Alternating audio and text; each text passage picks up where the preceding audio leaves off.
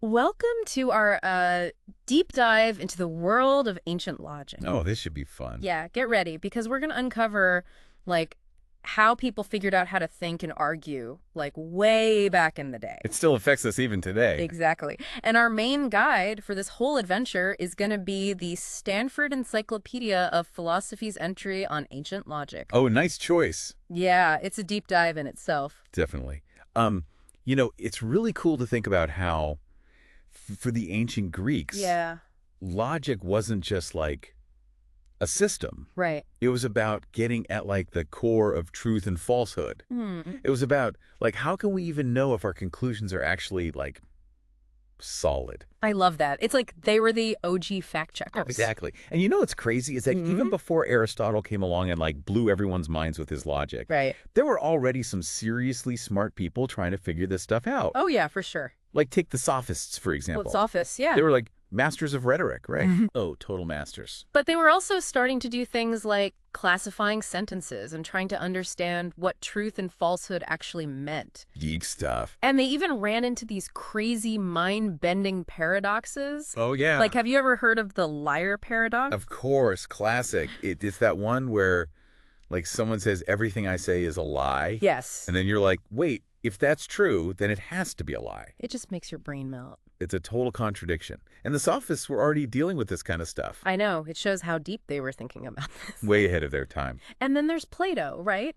In his dialogue, Sophist. Oh, a good one. He gets into sentence structure, the whole subject-predicate thing. Right. And he even develops his own theory of truth. Mm-hmm. And this is centuries before modern logic as we know it. It's like they were laying the foundation for everything that came later. Totally. It's mind-blowing. Absolutely.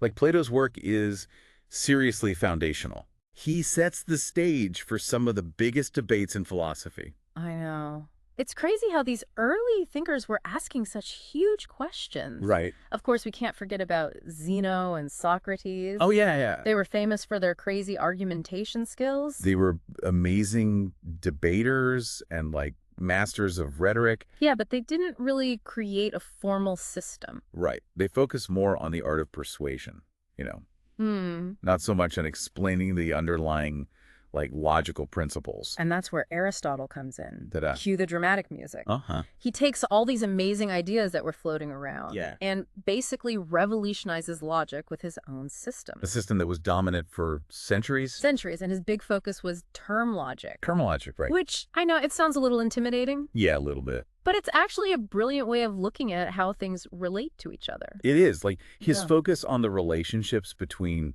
terms, things like human or animal, is still relevant. Seriously.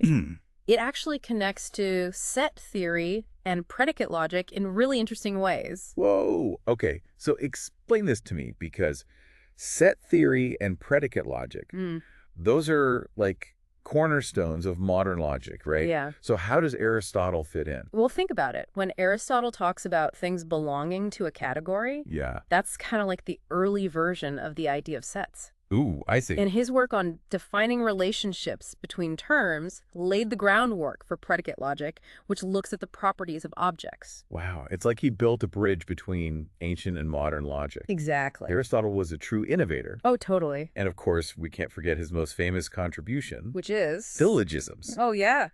Those Yeah. all A or B, all B or C, therefore. Arguments. Those are the ones everyone remembers, haha, or maybe tries to forget. From Philosophy 101. Right. Exactly. But seriously, they're actually super cool. Oh, they are. Syllogisms are a really powerful tool for deductive reasoning. Okay, remind me what deductive reasoning is again. Sure. It's basically about going from some general statements, your premises, Right. to a specific conclusion that logically follows. Okay, I'm with you. Think about it like this. All cats are mammals. That's a premise. Okay. All mammals are warm-blooded. Mhm. Another premise. Mm-hmm. Therefore, all cats are warm-blooded. That's your conclusion. I see. It all fits together. Exactly. Simple and powerful. And syllogisms are actually more than just a clever trick, right? Sure. They connect to a type of logic called relevance logic. Oh, that's a good point. They're not just about whether something is true or false. They're about whether the premises actually support the conclusion in a meaningful way. So it's not just about being right. It's about having good reasons. Exactly. And that's super relevant to, like, every argument we have today. From politics to deciding where to eat. Exactly. And just to make things even more interesting, Oh. Aristotle didn't stop there. He didn't. No. He also explored modal logic, which deals with possibility and necessity. Modal logic.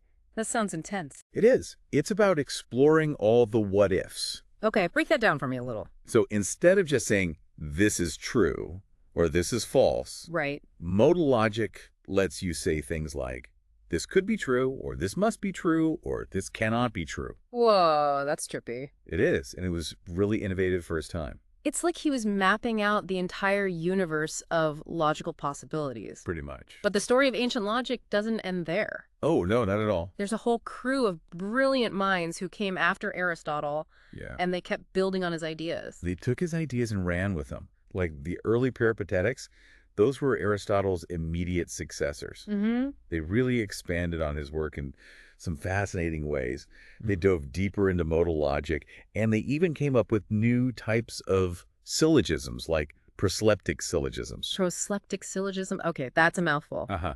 It is, right. So what are those, and what do they do that regular syllogisms don't? They're basically a way of making the system more expressive. Okay, what does that mean, more expressive? Imagine you have like a basic set of tools, Okay. and then someone gives you a whole new toolkit with all these specialized gadgets. Ooh, I like gadgets. Me too. Yeah. That's what the Peripatetics did. They found ways to represent even more complex logical relationships using Aristotle's basic framework. So they were like the logical engineers of their time. I like that.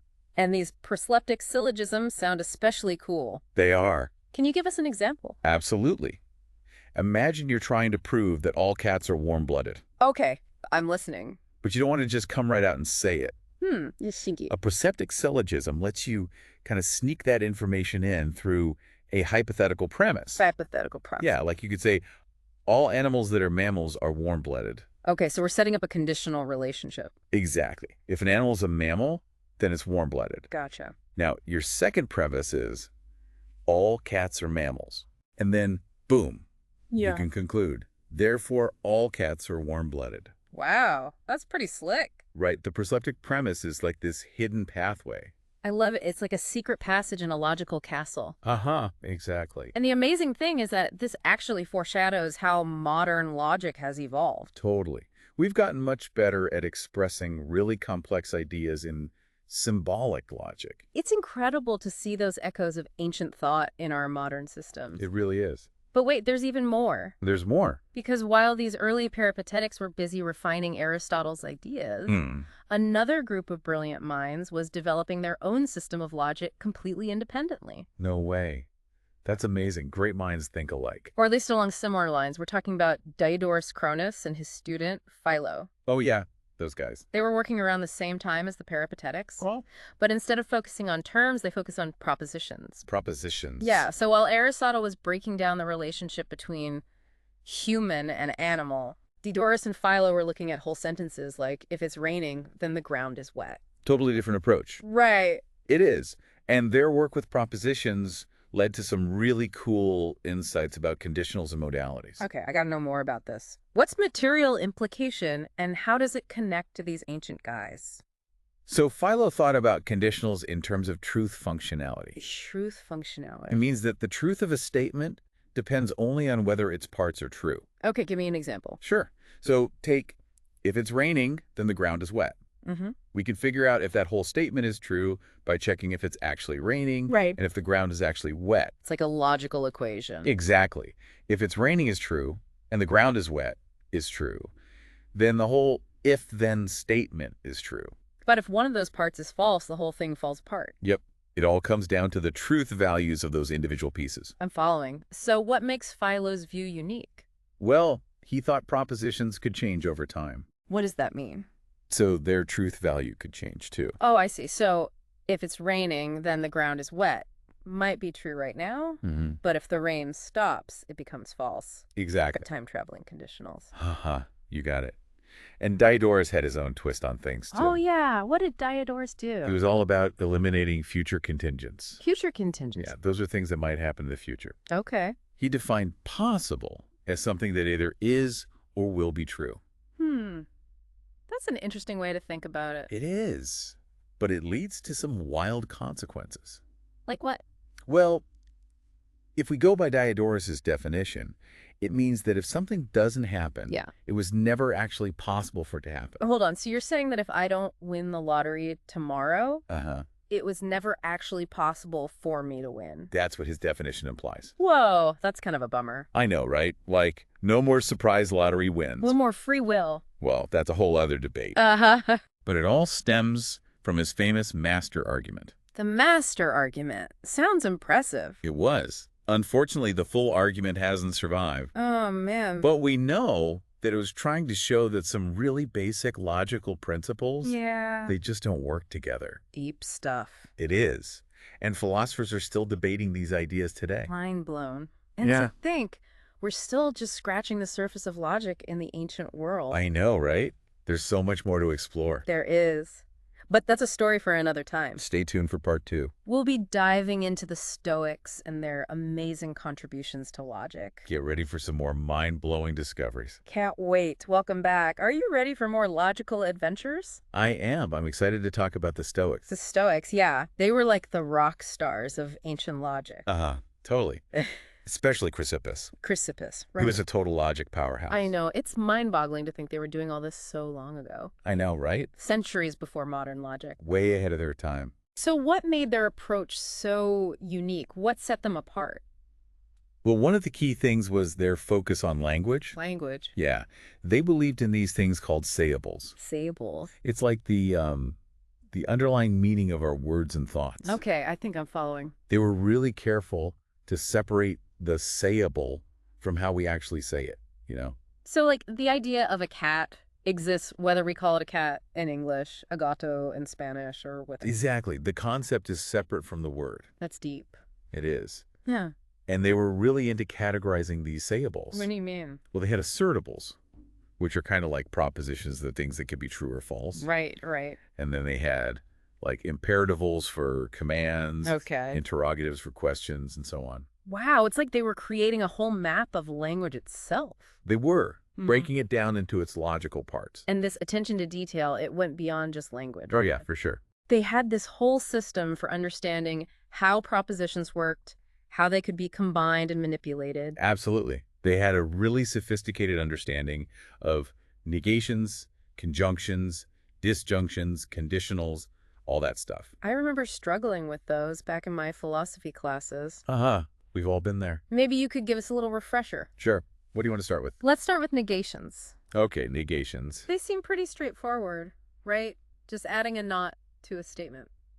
Yeah, the concept is simple, but the Stoics were really precise about it. How so? Well, they focused on the scope of the negation. The scope. Yeah, so like the negation of Dion is walking Mhm. wouldn't be Dion is not walking. Okay. It would be it is not the case that Dion is walking. Ah, so it's about being super specific with the wording. Exactly. A small change can make a big difference to the meaning. That's fascinating. Right. What about conjunctions? Well, conjunctions, those are the and statements. Right, right. So, like, it is day and it is light.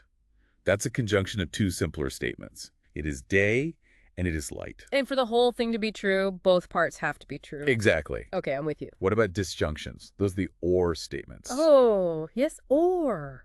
Always tricky. The Stoics used or a little differently than we do. Oh, so. They meant it in an exclusive sense. Exclusive. It means only one of the options can be true. So no middle ground. Right. Like either it is day or it is night. It means one and only one of those can be true at any given time. Got it. Okay, now for the really fun one.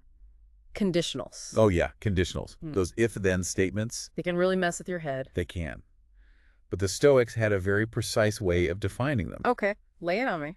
They said that a conditional is true if the contradictory of its consequent is incompatible with its antecedent. Can you translate that for us non-logicians?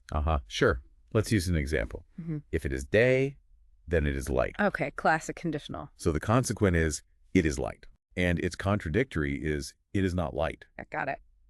The antecedent is it is day. Mm-hmm. The Stoics would say this conditional is true because it is not light cannot be true if it is day is true. Ah, I see. So they're looking at whether the if part and the then part can logically exist together. Exactly. If one being true automatically makes the other false, then the conditional is solid.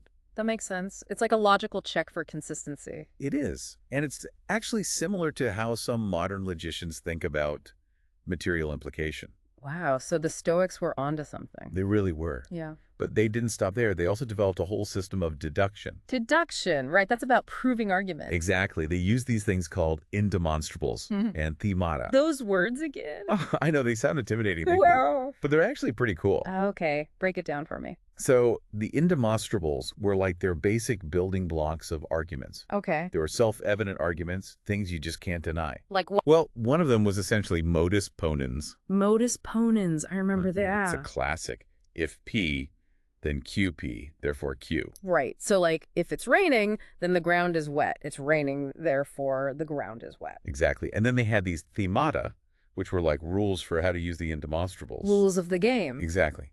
One of them was a cut rule. A cut rule? What does that do? It lets you chain arguments together. Oh, I see. But if one argument leads to a certain conclusion, and you have another argument that starts with that conclusion, Yeah. you can combine them into one big argument. Like a logical chain reaction? Exactly. This is amazing. But the Stoics weren't just about dry technical logic, right? Oh, no, not at all. They loved a good paradox. They did. They saw them as challenges, like puzzles to solve. I love a good brain teaser. Me too. And the Stoics tackled some famous ones, like the liar paradox. Oh, yeah, the one that makes your head explode. Exactly. And the Sorites paradox, too. Remind me what that one is. It's the one about a heap of sand. Okay. Like, if you take away one grain of sand, it's still a heap, right? Right. But if you keep taking away grains, eventually you're left with just one grain. And that's not a heap. So where's the line? When does it stop being a heap? Exactly. It's a paradox about vagueness. Whoa. The Stoics came up with some clever solutions to these paradoxes. Did they actually solve them? Well, that's debatable.